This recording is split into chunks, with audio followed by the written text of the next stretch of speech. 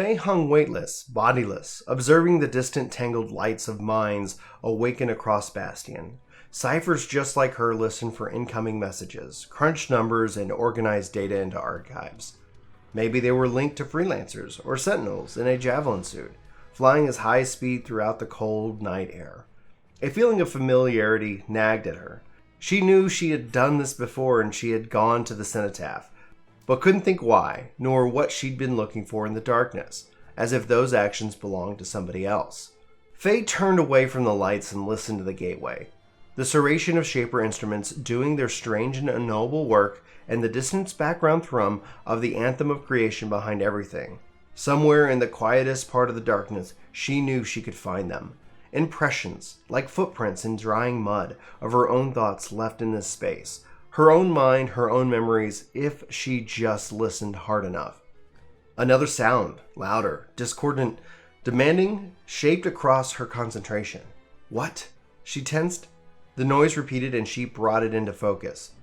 Someone nearby was singing an Icetide song, loudly, and without any regard to tempo, key, or melody.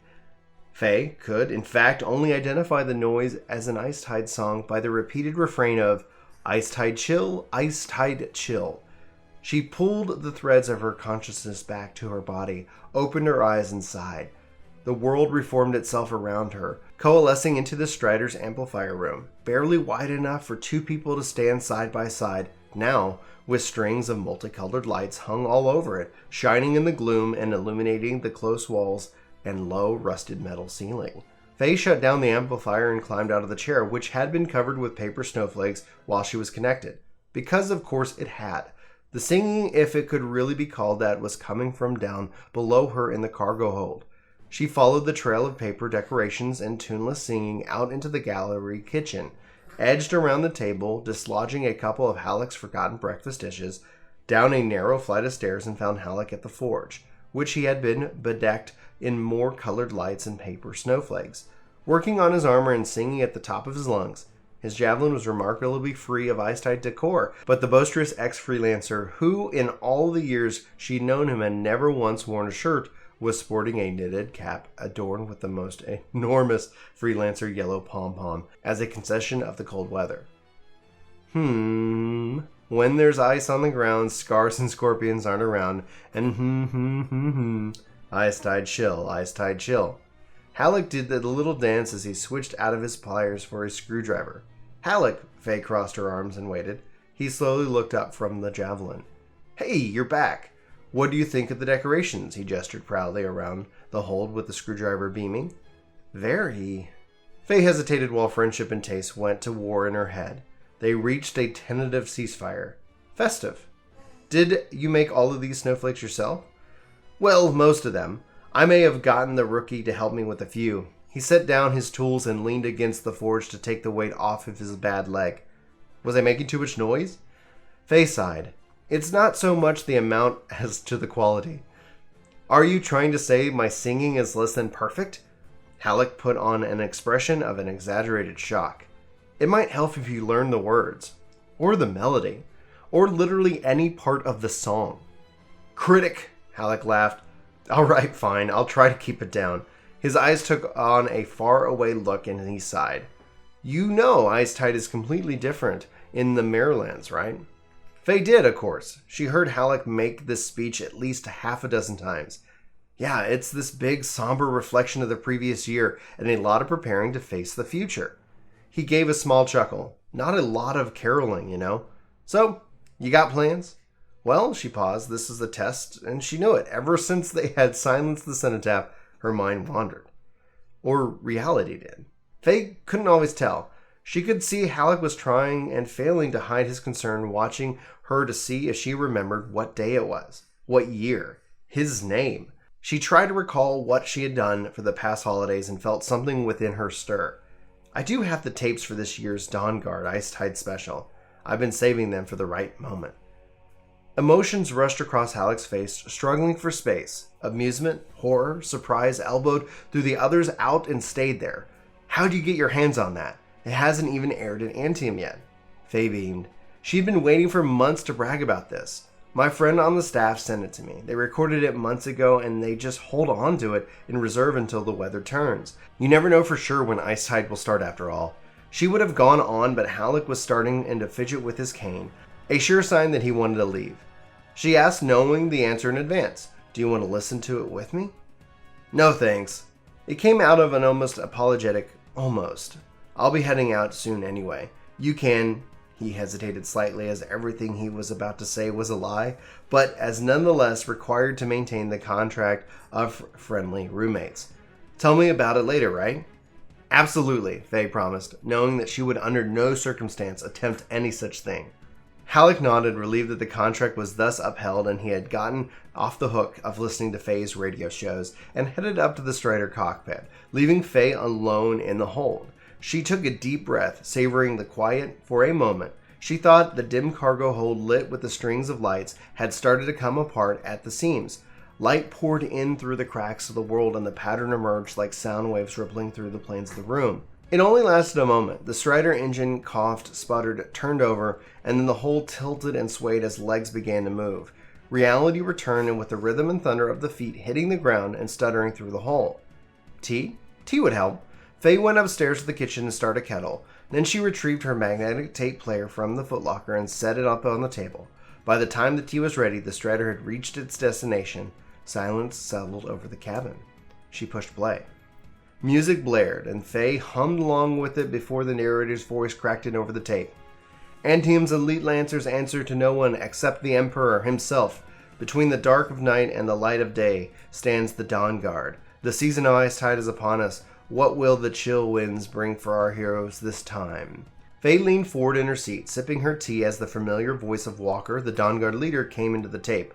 Gather round, Freelancers. We have a mission. Faye always pictured Walker as a grisly, javelin-armored version of her own mother.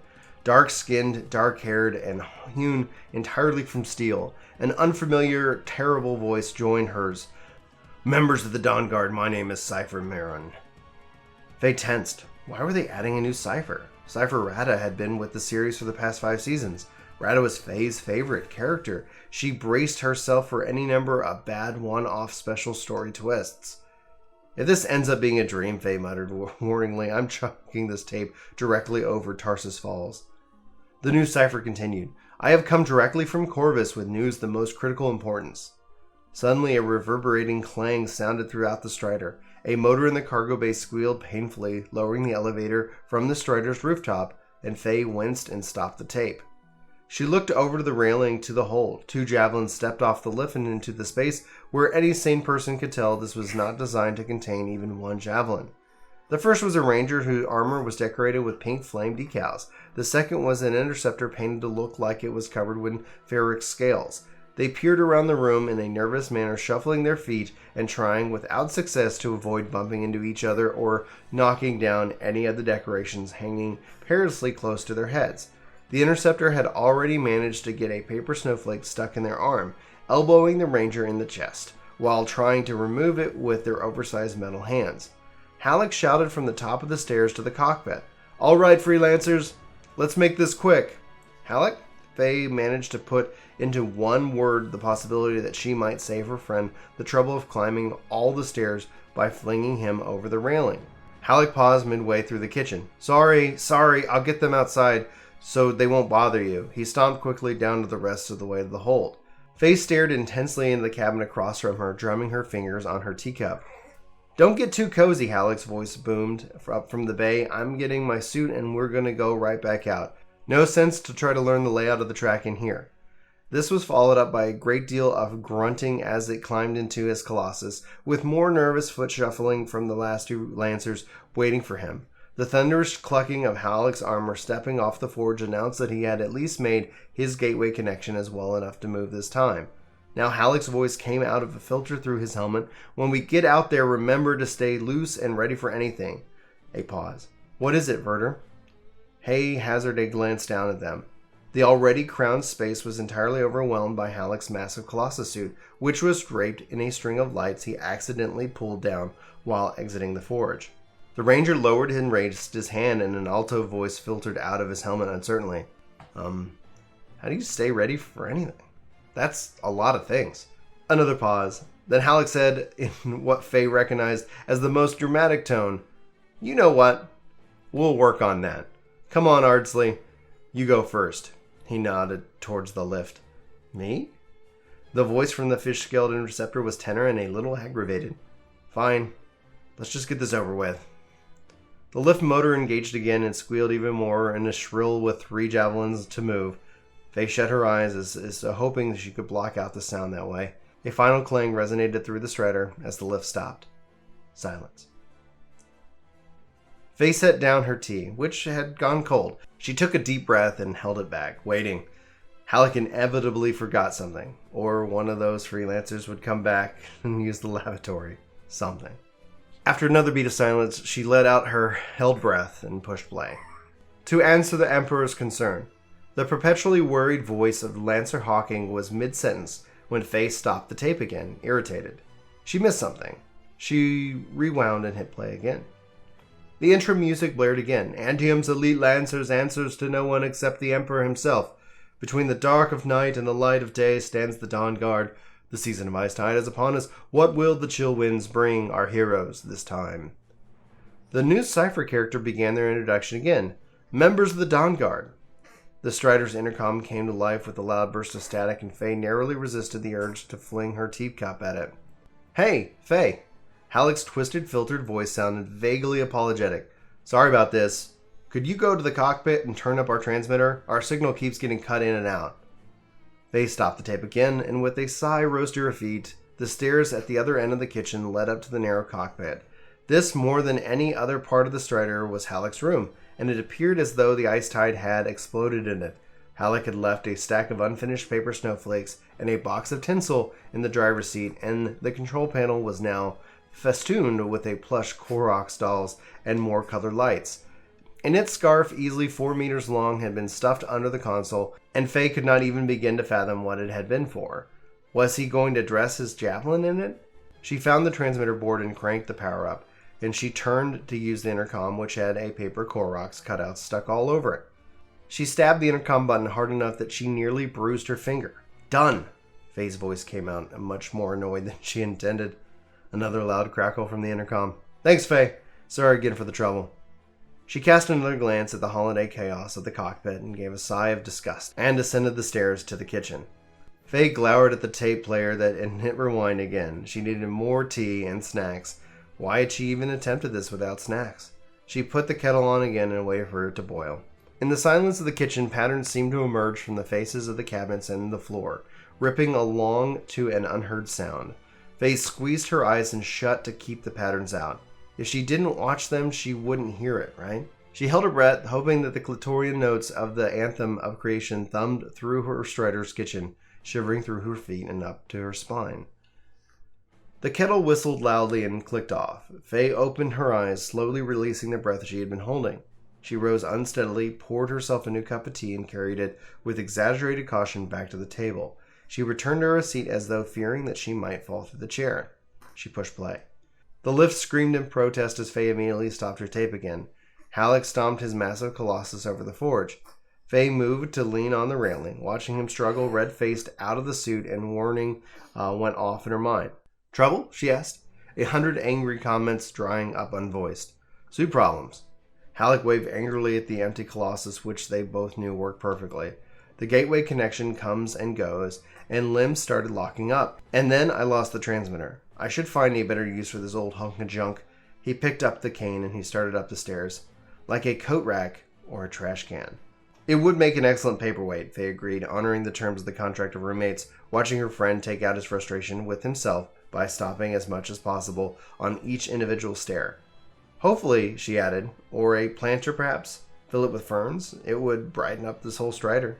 Halleck goughed, shaking his head. "Well, I'm going to try to keep on the radio with those kids." He paused in the stairwell to the cockpit and looked sheepish. "Sorry again for all the interruptions." "You'd better be." "I'll make it up to you," Halleck shouted down from the part way up the stairs. "We'll get back to Fort Tarsus and I'll buy you and order those dumplings you like." "Make it 2. She sat back down to the table and restarted her tape. Antium's elite lancers answers to no one except the Emperor himself. Between the dark of night and the light of day stands the Dawn Guard.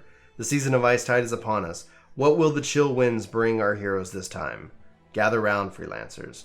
Sure enough, the Strider's engine reluctantly turned over and the cabin began to sway in the thumping of the feet of the ground. With a sigh of infinite frustration, Faye stopped the tape again. She stared at the floor beside her feet, silently rehearsing the argument that she was about to begin with her roommate. Cracks opened up in the floor, and with light pouring out of them, strange cold light in which she thought she could see the shapes moving. "Sorry, Faye," Halleck, cracking over the intercom, drove away the vision.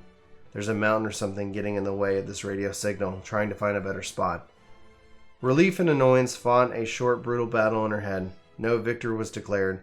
Slowly, deliberately, Faye rose to her feet. She walked through the swaying cabinet, climbed to the stairs, and reached Halleck as he was brought to the Strider to a halt. As he disconnected himself from the gateway, pulling his consciousness out of the Strider and back into his body, she grabbed a plush Glorix from the control panel and threw it as hard as she could at him. It struck him square in the chest with a wheezy squeak and bounced into the floor. "Faye!" Halleck looked startled, and he half rose from the driver's seat. "Listen, I'll make it up to." She waited for him to stop. "No, enough." She took a deep breath to calm herself. "Do you want me to coordinate whatever this is that you're doing?" "Nah, I don't want to bother you," Halleck, to his credit, looked immediately embarrassed once the words had left his mouth. "More than I already have, I guess." Faye took a breath to snap at him and then let it out again. "It's no problem. I'll fire up the amplifier." Maybe she couldn't remember the past holidays. She would remember this one. Halleck sat back down, looking relieved. He leaned over the radio. "Hey, you two, can you hear me? Hang tight for a second. We got a cipher incoming." Faye walked back to the amplifier and climbed into his chair. The connection engaged and the threads of her consciousness rushed out of her body and enclosed the Strider cabinet. Faye walked back to the amplifier and climbed into the chair. The connection engaged and the threads of her consciousness rushed out of her body, the enclosed Strider cabinet, its colored lights and paper decorations dissolving into the vastness of the gateway. In the darkness that she could see the twinkling lights of Halleck reconnecting the Strider and the two rookie Freelancers and their javelins.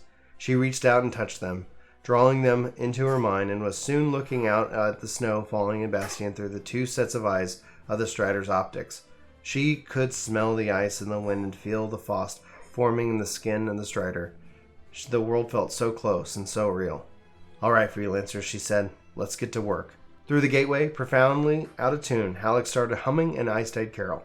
After a moment, Faye sent him the words. Thank you so much for watching this video. I hope you enjoyed it. We'll be doing some more Anthem lore videos coming up in the future. If you like lore, if you like the game Anthem, or you just like hearing my voice, well, thank you very much. Hope you guys hit that subscribe button. Hope you hit that share button. And be sure to hit that like button. If you want more videos like this, leave me a comment below. Let me know what you're thinking, if you got any questions and more. But until next time, this has been Brian for Ginger Prime. I hope you have a great day. I'll talk to you soon. Take care.